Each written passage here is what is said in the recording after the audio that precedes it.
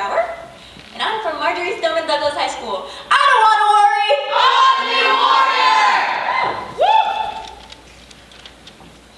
I've grown up with a unique perspective. Viewing the world from where the hearing and hard of hearing parts of me meet, I've learned that I cannot separate the two because they are both a part of me. Growing up outside of the norms, I've learned to observe in others the things that I myself cannot observe. And every time I think I've learned all that I'm missing out on, someone teaches me that most people can hear birds in the trees. People can hear birds in the tree. That's amazing. And the ticking of a watch placed 20 feet away in a quiet room, and their instincts will kick in if they hear the leaves crunching behind them on their walk home alone. I have to rely mostly on what I can see.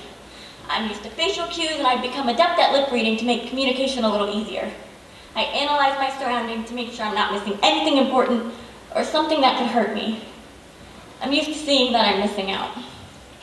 Sleepovers are a prime example, when the lights go off and it's time for the late night deep conversations and everyone's whispering. So I don't know what's going on.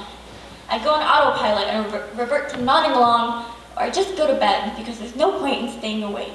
I get too sad. No one notices, and if they do, they don't care enough to change anything, and the night goes on without me. I don't think there will ever be a day where it hurts any less, realizing that a lot of the time, even the people that care about me don't care if I'm not up to speed, or they find it a nuisance.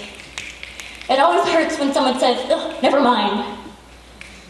I observe how much well-hearing people take for granted. I observe how happy they are whispering to each other. I observe how a lot of the time I'm not worth the 0.0001% of their energy it takes to repeat themselves so that I'm not left in the dark. It's hard enough feeling deaf without also being blind. I've learned to observe in others the things that I myself cannot experience, and every time I think I've learned all that I'm grateful for, I wonder why my deaf friend who I'm sharing a bathroom with keeps barging in on me. And then I realize she's never known what knocking is. She's never heard the birds or the passage of time. What I can't hear because it's not clear or loud enough, she will never hear.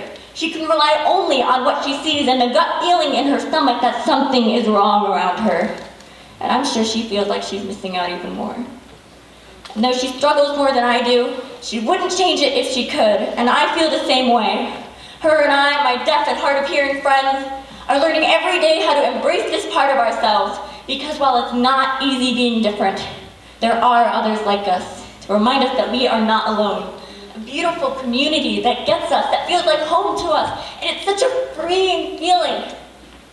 And our own language, to show the world that while sometimes we need to ask for help, we can do anything hearing people can. Because while our world is quiet, we're victorious for being loud. Because when no one else will be loud enough for us to hear ourselves, we will be. I may not have always been proud of my loss, but I've grown up with a unique perspective, viewing the world from where the hearing and hard of hearing parts of me meet. And I've learned that I cannot separate them because they are both a part of me, and I wouldn't have it any other way.